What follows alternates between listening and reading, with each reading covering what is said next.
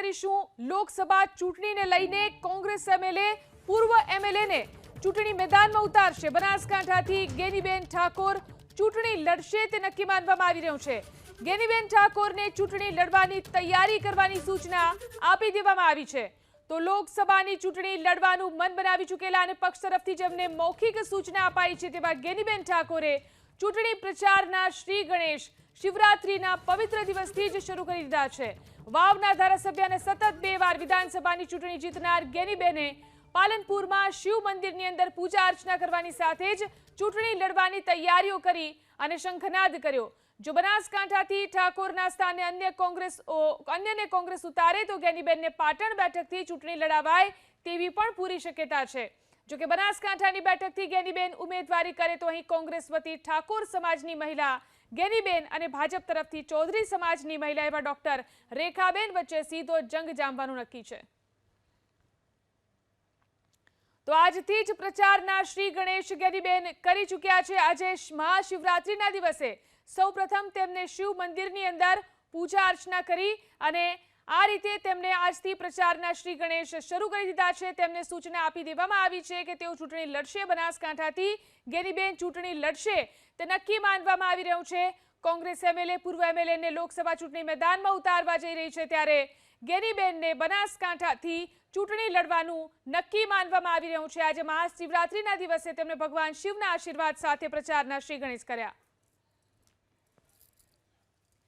આ વિશે વધુ જાણકારી મેળવી અમારા સંવાદદાતા વિપુલ બાલદા આપણી સાથે જોડાયા છે।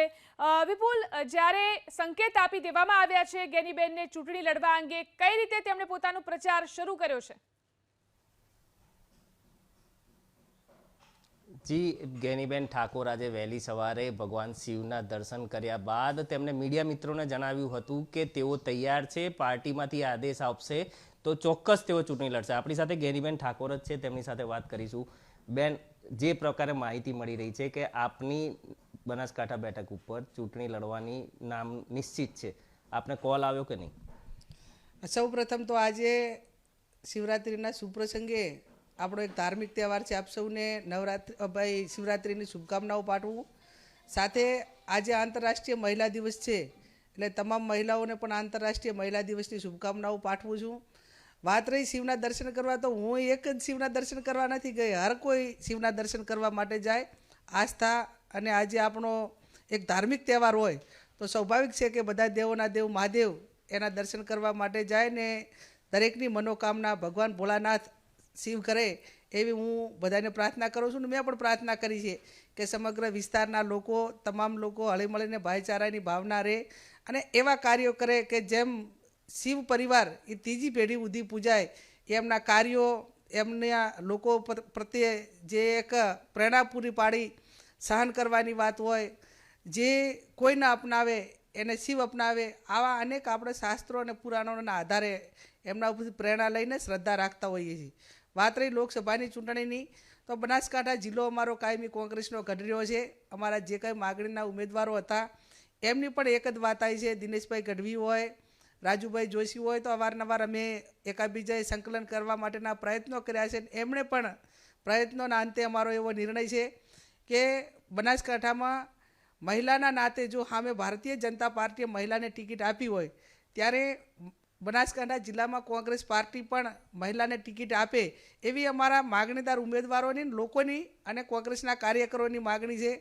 એમાં કોંગ્રેસના આગેવાનોએ, જિલ્લાના જે હોદ્દેદારોએ પણ મારું નામ મૂક્યું છે અને અમે એક વાત ઉપર છીએ કે લોકલ બનાસકાંઠા જિલ્લાના કોઈ પણ વ્યક્તિને ટિકિટ મળે એવું તમામ કોંગ્રેસના કાર્યકરોનું અને ઉમેદવારોની પણ એક જ વાત છે અને એના ભાગરૂપે કોંગ્રેસ પાર્ટી જે કંઈ આદેશ આપશે ઉત્તર ગુજરાતના સમીકરણોને આધીન, લોકોના અભિપ્રાયોને આધીન, જે અલગ અલગ એજન્સીઓ સર્વે કરે સર્વેના આધીન અને રાજકીય અનુભવ, એટલે અમે જે પણ ઉમેદવારો ટિકિટ માગીએ છીએ એમના માટે અમારા માટે કોઈ રાજકારણ નવું નથી, બનાસકાંઠાના મતદારો કંઈ નવા નથી, અમને કોઈ રાજકીય અનુભવ નથી એવું નથી, એ બધું સામે લાગુ પડે છે। અમારા તમામ જે માગણીદારો છે એ બધા રાજ પરિવારમાંથી આવે છે, વર્ષોથી બનાસકાંઠા જિલ્લાના લોકોની સેવા કરી છે, એટલે તમામ જે એક અમારું તંત્ર કહેવાય, હોદ્દેદારોનો કાર્યકરોની એક યુનિટી કહેવાય, એ કોઈ પણ ઉમેદવારને ટિકિટ આપે તો એના સામે અમે લડવા માટે એકદમ સજ્જન છીએ અને એકદમ એ પૈકીના વાતાવરણમાં ખભે ખભો મિલાવીને કોંગ્રેસ પાર્ટી બનાસકાંઠાની ચૂંટણી લડશે. ગુજરાતમાં તમે લોકોની સેવા કરી રહ્યા છો, હવે દિલ્હી જઈને મોટી જવાબદારી સંભાળીને મોટા વર્ગની સેવા કરવાની ઈચ્છા ખરી કે નહીં? આ ચૂંટણીનું પરિણામ હજુ તો ટિકિટ વાત રહી, ઉત્તર ગુજરાતના સમીકરણોની વાત રહી. હું ધારાસભ્ય તરીકે છું. મારા વિસ્તારમાં આ બીજી ટ્રમમાં આવી પરિસ્થિતિની અંદર પણ જ્યારે વાવ વિધાનસભાના તમામ સમાજના લોકોએ મને આશીર્વાદ આપ્યા હોય અને રાજકારણ મારા માટે હવે કોઈ નવો વિષય નથી. જાહેર જીવનના મારા 28 વર્ષ થયા.